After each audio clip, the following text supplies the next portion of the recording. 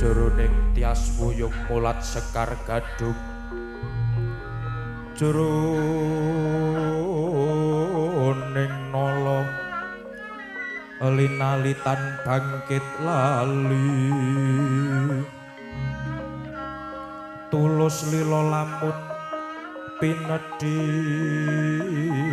oh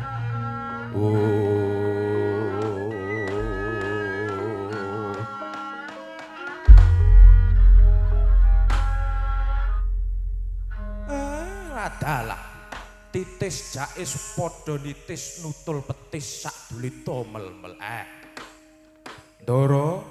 Ndara Arjuna ana apa Kakang Semar Badranaya wekdal dinten menika menapa leres bilih Ndara Arjuna mireng kabar lewat tembang rawat-rawat Mbok Bakul Sinambiwara kabar ingkang apa Kakang Semar bilih ingkang putra ing Pringgondani putra Njodipati anenggih Raden Gatotkaca sakmangke badhe dipun wisuda madeg dados ratu wonten ing Pringgondani kinten-kinten kados pundi Gus yen pancen kaya mengkono prayoga wektu dina iki aja nganti karing gawe derekno aku marang negara ing Pringgondani suwi kula dherekaken Ndara Arjuna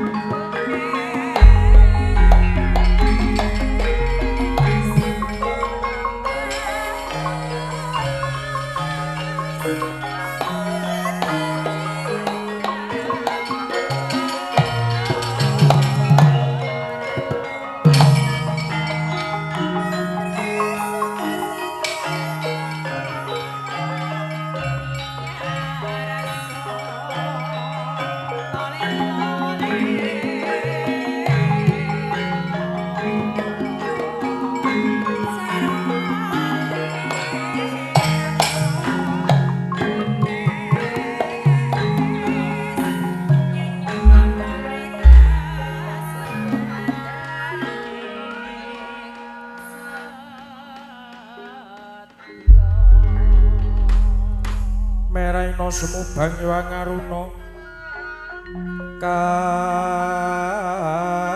kadinetraning uga rapuh sabdaning kukila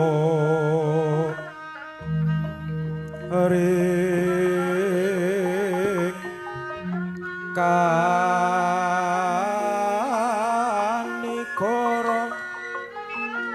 saketer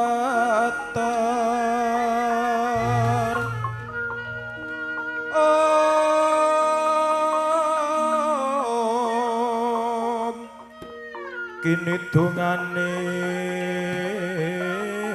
engko ler wuwu sing pinipanco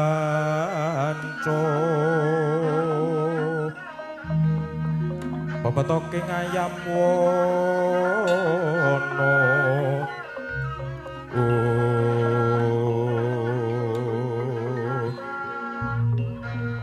merak menguwuh bremara ngraboso kusuma parasanaru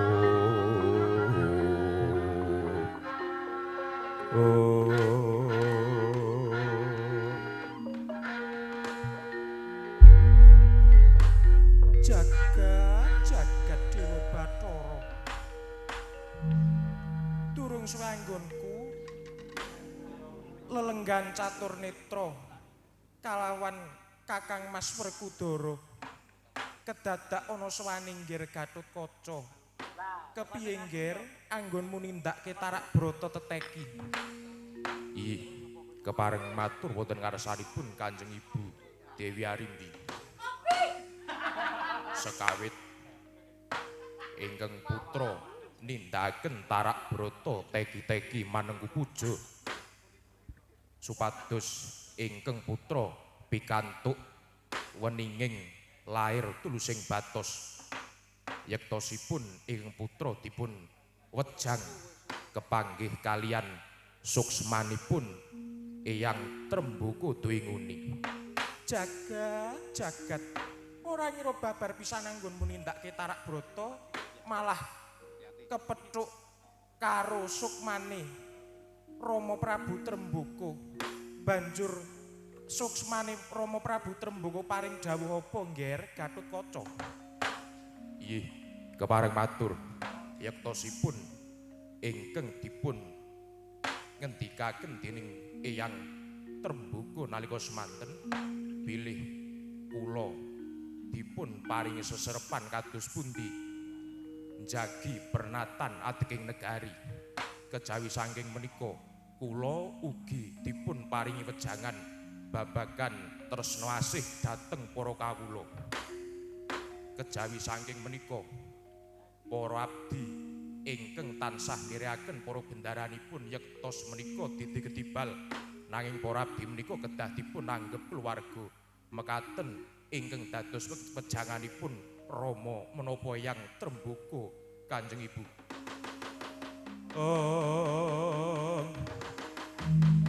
Wanodya Yutama ngambararum sang kusuma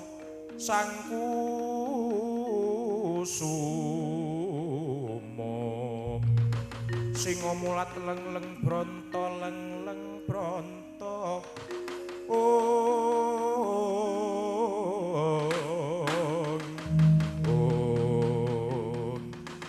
dereng paripurna ngganira sami ginem raras Gandharasa kocapa wonten biswanipun Raden Brajamusti gumrojok tanpa laraban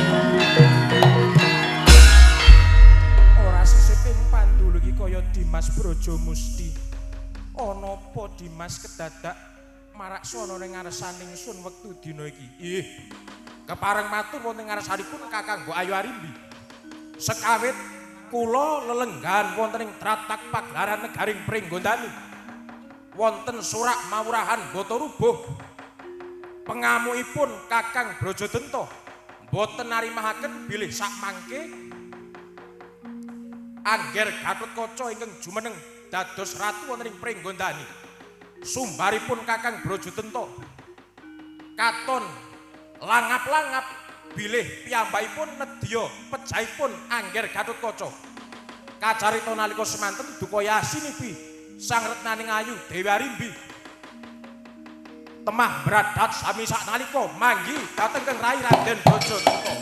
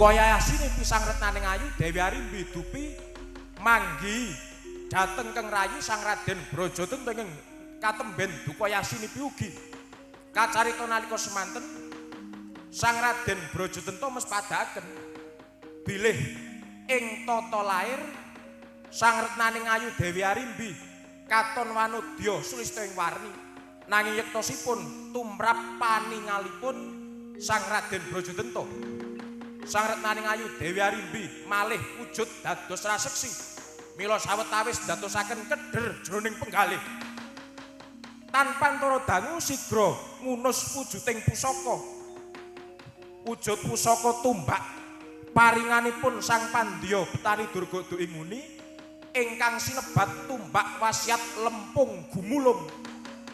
Tumbak wasiat lempung gumulung dumados saking kenakanipun utawa kukunipun Sang Hyang Kala. Sigra den tlorongaken ngener marang lempenge sang retnaning ayu Dewi Arimbi satemah dawah wonten ing Bantala Kapidara sami saknalika.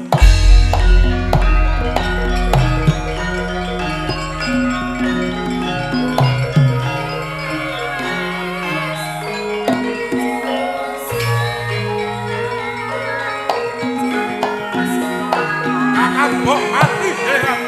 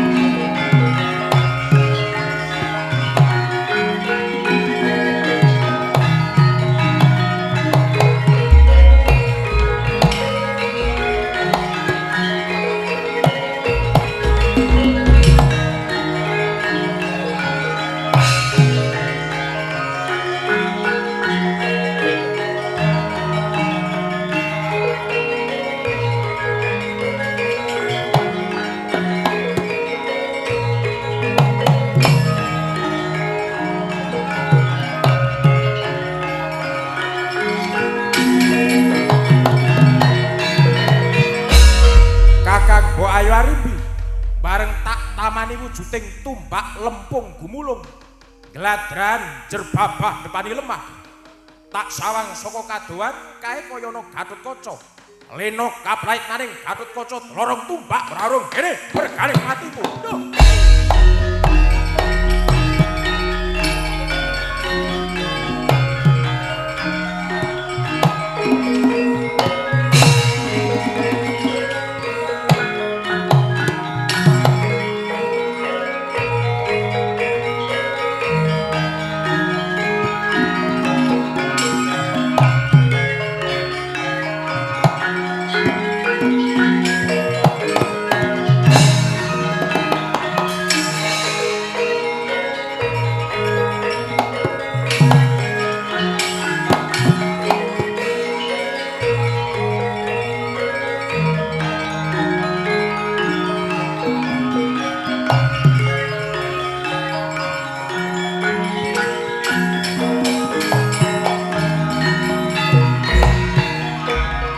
wujuding tumbak ingkang den tlorongaken dening Raden Brajatanta saged dipun saut dening Dian Gatotkaca.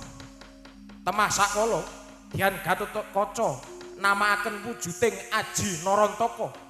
Tumbak den tamani perbawaning Aji Narantaka temah ajur mumur.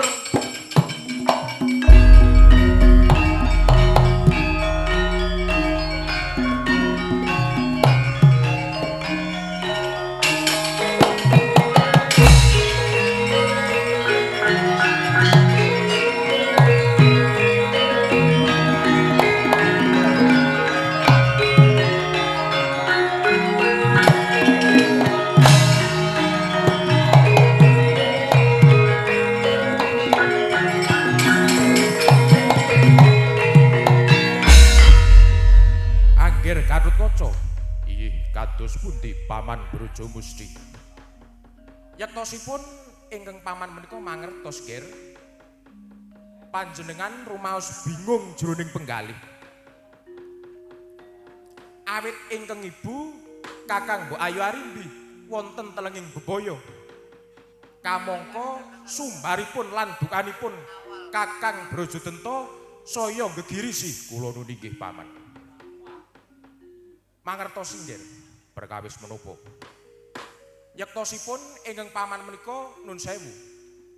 Mbok bilih angger Gatotkaca ing sakmangke jumeneng dados ratu wonten ing Pringgondani ingkang paman sampun lila lair tulusing batos.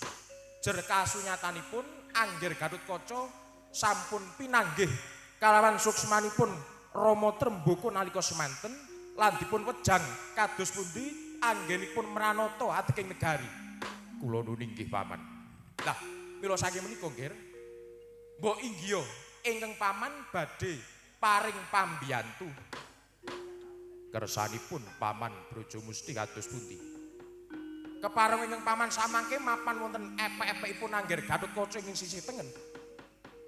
Mbok bilih sakmangke sampun lajeng angger Gatotkaca saged imbuh kadigdayanipun saged ningkes barising angkara murka.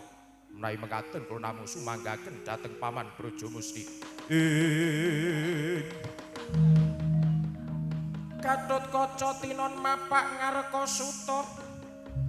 Tekapira Kresna maneher muji saktinira.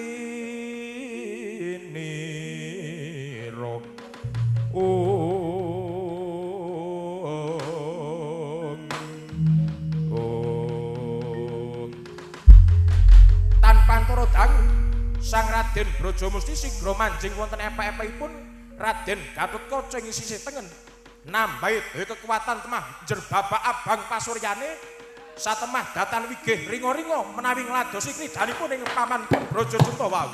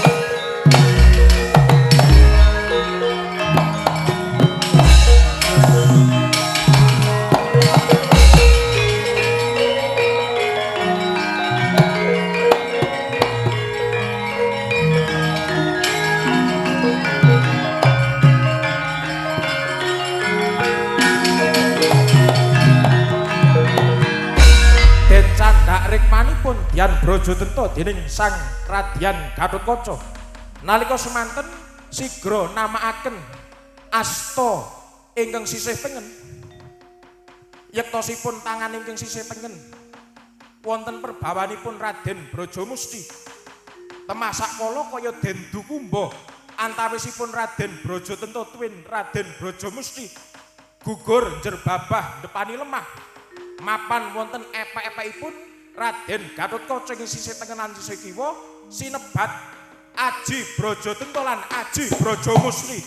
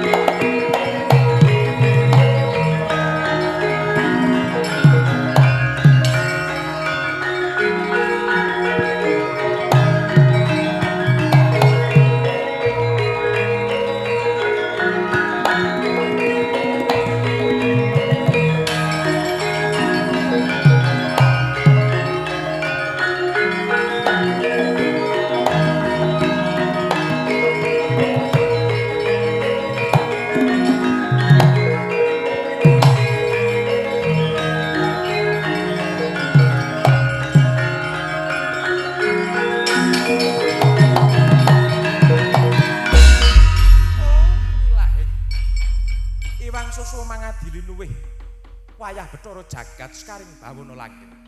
Kadangipun Kakang Dimas Werkudara.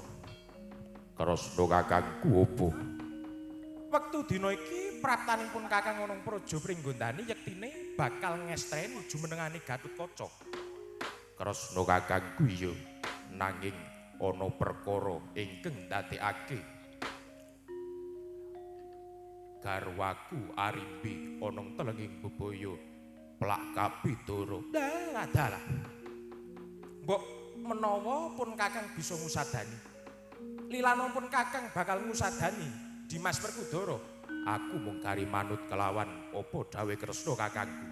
Sigra den ungkuli mawi wujuding Sengkar Cangkok Wijaya Kesuma. Temah pulih kaya winuni sang retnaning ayu Dewi Arimbi.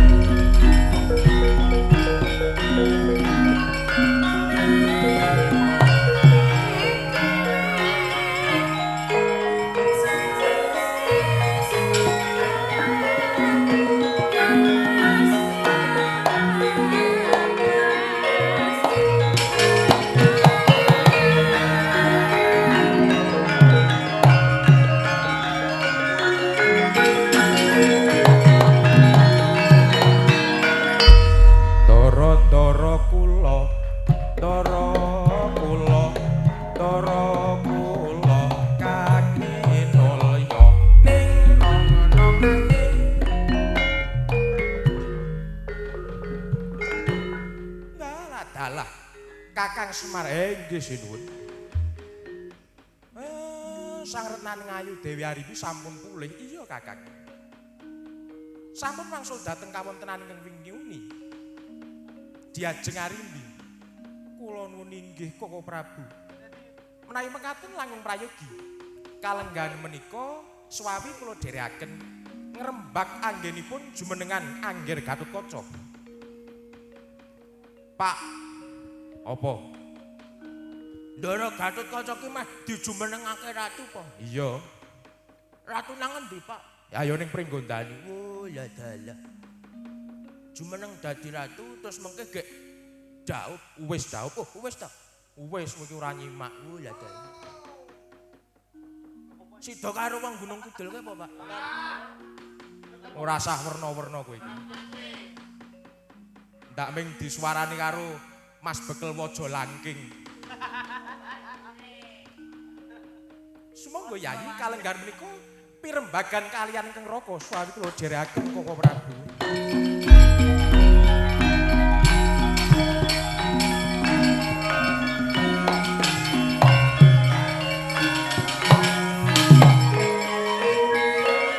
Sisane ngangkara murka singkirke Gus Kakang Suparyo.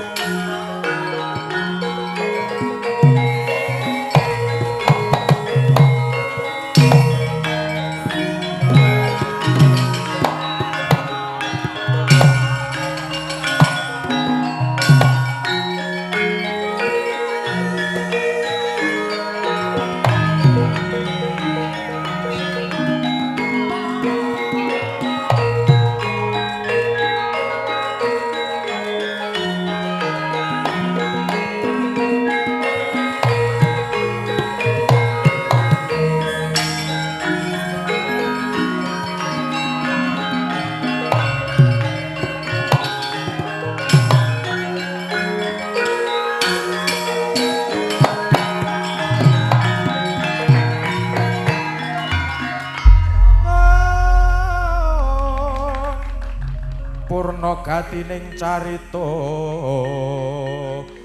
jenang Selawader kali sesundheran apuranta yen wonten lepat kawula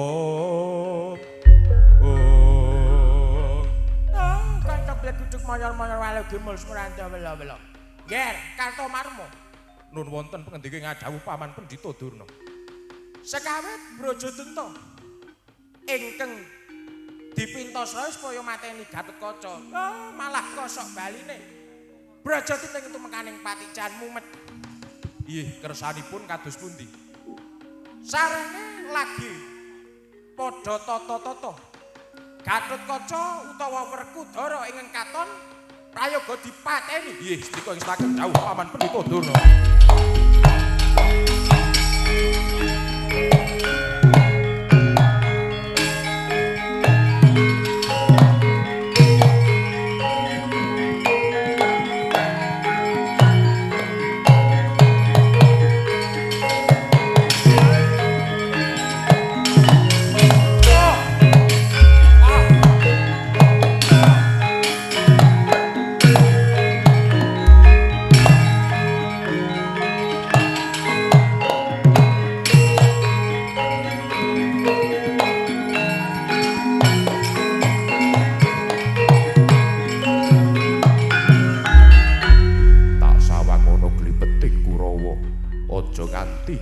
gawe anggone jumenengake anakku Gatotkaca sipat barati bondang kamu